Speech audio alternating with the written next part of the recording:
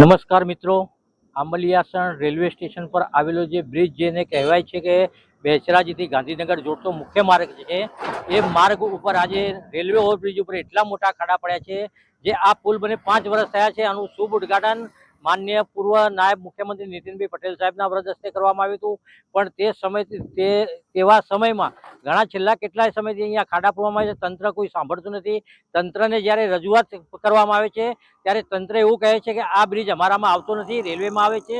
RMD વિભાગ આ બ્રિજને સદંતરે નકારી રહ્યું છે કે આ બ્રિજ અમારામાં નથી, આ રેલવેમાં આવે છે. જ્યારે રેલવે વિભાગને જ્યારે ટેલિફોન પર પૂછપરછ કરવામાં આવે છે ત્યારે રેલવે વિભાગ એમ કહે છે કે જ્યારે આ પુલનું ઓપનિંગ થયું ત્યારે જ અમે ગુજરાત સરકારને સોંપેલો છે અને આ જે બ્રિજ છે રેલવે બ્રિજ એનો ધણી ધણી કોઈ હોય એવું લાગતું નથી અને બ્રિજનું સમારકામ થતું નથી, જેના કારણે પ્રજા હેરાન થઈ રહી છે. આ બ્રિજ ઉપર ઘણા મોટા અકસ્માતો પણ વારે ઘડીએ જોવા મળે છે અને આ બ્રિજમાં આપ જોઈ શકો છો તેમ કે આ બ્રિજની અંદર જે તાર પણ ખુલ્લા દેખાય છે, જે આપ અમારા કેમેરામેન બતાવશે આપને કે જે આ જે તાર ખુલ્લા દેખાઈ રહ્યા છે, આ તારની અંદર ઘણા વાહનોના પંચર પડતા હોય છે, જે વાહન અકસ્માત થવાના પણ ભય સતાવે છે. Live speed news 24 Gujarat.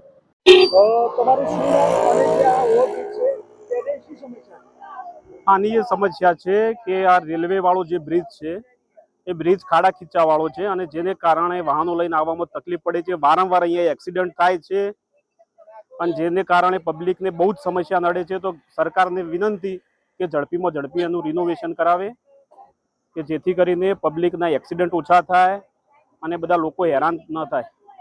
Bridge બનેલો છે એ ઓવરબ્રિજ ઉપર વારંવાર ગાબડા પડે છે, વારંવાર રોડ તૂટી જાય છે અને વારંવાર હું રજૂઆત કરું છું. હમણાં 4 દિવસ પહેલા પણ મેં લેખિત રજૂઆત મહેસાણા ખાતે કરેલી છે. એટલે એકચ્યુઅલી ખરેખર એવું છે કે આખા ઓવરબ્રિજમાં જે ગાબડા પડ્યા છે એને આખે ફરીવાર રિસર્ફેસિંગ આખો બ્રિજ કરવામાં આવે તો કદાચ એનો ઉકેલ મળી શકે. પણ જ્યારે પણ રજૂઆત કરીએ ત્યારે માત્ર ગાબડા પૂરવા સિવાય બીજી કોઈ કામગીરી કરવામાં આવતી નથી અને એ પણ કામગીરી વારંવાર રજૂઆત કરીએ ત્યારે કરવામાં આવે છે. આ ઓવરબ્રિજ ઉપરથી હજારો બાળકો રોજ પોતાના શૈક્ષણિક વિકાસ માટે અપડાઉન કરે છે. આજુબાજુના 30 થી 35 ગામના નાગરિકો આ ઓવરબ્રિજનો ઉપયોગ કરે છે અને ગમે ત્યારે ભયંકર મોટો અકસ્માત સર્જાય એવી પરિસ્થિતિ છે અને આ અંગે વારંવાર રજૂઆત કરીએ છતાં આનો નિકાલ થતો નથી. આ ઓવરબ્રિજનો કેટલોક ભાગ છે રેલવેના અંડરબ્રિજમાં આવે છે. એટલે રેલવેની જે નીતિ છે એ નીતિ પણ આના સિદ્ધાંતોની વિરુદ્ધમાં છે. એટલે કોઈ પણ સંજોગોમાં કોઈ પણ ડિપાર્ટમેન્ટ હોય એ નાગરિકોના જે હિત હોય એની સાથે જોડાયેલું હોય. નાગરિકોના કોઈ પણ રીતે જાનહાનિ થાય એવું કોઈ પણ ડિપાર્ટમેન્ટ ક્યારે ઈચ્છે નહીં. તો આ પ્રકારના સિદ્ધાંતો હોવા છતાં પણ વારંવાર રજૂઆત કરીએ છતાં પણ ઝડપથી આ કામગીરી થતી નથી અને થાય છે તો માત્ર કરવા પૂરતા દેખાડવા પૂરતી થાય છે. એટલે અમારી માંગણી છે કે જાહેર હિતમાં તાત્કાલિક ધોરણે આખા બ્રિજનું રિસર્ફેસિંગ કરવામાં આવે અને તાત્કાલિક આ કામ પૂર્ણ કરવામાં આવે. કૌશિકભાઈ, આ જે ઓવરબ્રિજ છે તેની અંદર મસ્ત મોટા ખાડા પડી જાય, તેના લીધે એક્સિડન્ટ પણ થાય છે, ઘણાની જાન પણ જાય છે. એ બાબતે શું કહેશો? ગઈ વખતે ઉત્તરાયણ નિમિત્તે પણ એક બાળકનો આમાં એક છોકરાનો જીવ ગયેલો.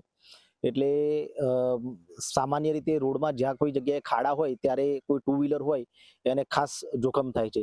એટલે આ જીવના જોખમે જે મુસાફરી લોકો કરતા હોય છે અને ખાડાના કારણે જો ખરેખર ખાડાના કારણે કોઈ અકસ્માત સર્જાય અને કોઈનો જીવ જાય તો જે જવાબદાર અધિકારી હોય, જવાબદાર કોન્ટ્રાક્ટર હોય એની સામે કાયદાકીય પગલાં ભરાવા જોઈએ, એની સામે એફઆઈઆર દાખલ કરવી જોઈએ.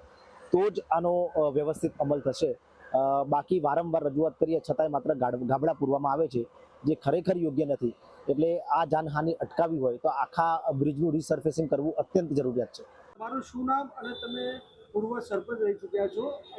જે ઓવરબ્રિજ છે તેની ઉપર રોડ ખરાબ થઈ ગયો છે, ઘણા ટાઈમથી રોડ પૂરો કરવામાં આવે તો શું કહીશું? મારું નામ ચૌધરી જોઈતાભાઈ પ્રતાપભાઈ.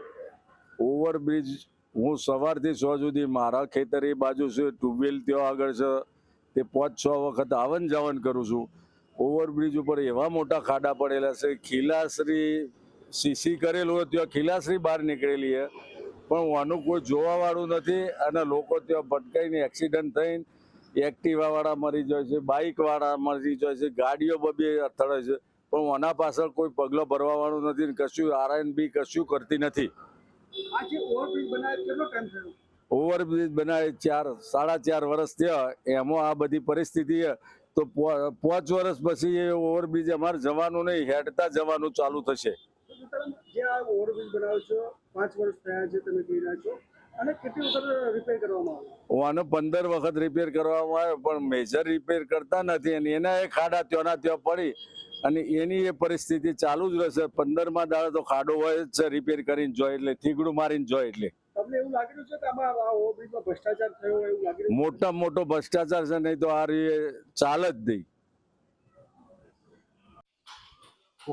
હા, આ આંબલિયાસણ ઓવરબ્રિજ જે બનાવેલ છે સાહેબ, એ આંબલિયાસણનો ઓવરબ્રિજ 35 થી 40 ગામને સુવિધા લગતો બનાવેલ છે ને એના વળાંક પણ લોબા આપ્યા છે, એની લંબાઈ પણ મોટી ઘણી લાંબી આપેલી છે અને એને જ્યારે બનાવ્યો ત્યારે કોઈ પણ અધિકારી કક્ષાએ કોઈ ધ્યાન દેખરેખ રાખેલ નથી અને જે તે કોન્ટ્રાક્ટરો હોય કે જે તે બનાવનાર હોય એ લોકોએ જે તે ટાઈમે બનાવી દીધેલો છે અને એના પછી તો લગભગ ઘણી વખત રોડનો ખાડા પડી જવાથી, ખાડા ખૈયા ટેકરા પડી જવાથી એના અંદર જે તે સાધનો નીકળે છે એનું સ્ટીયરિંગ ઉપરનો કાબુ ડ્રાઈવરો ગુમાવે છે અને એ સ્ટીયરિંગ કાબુ નહીં રહેવાથી ખાડામાં પડે એટલે બીજા સાધનને ભીટકાય. દરેકે એકબીજા સાધનો ત્યાં ઓવરબ્રિજ ઉપર બે ત્રણ દાડે એકબીજાના ભીટકાઈ જ જાય છે પણ જીવલેણ અકસ્માત થયો નથી.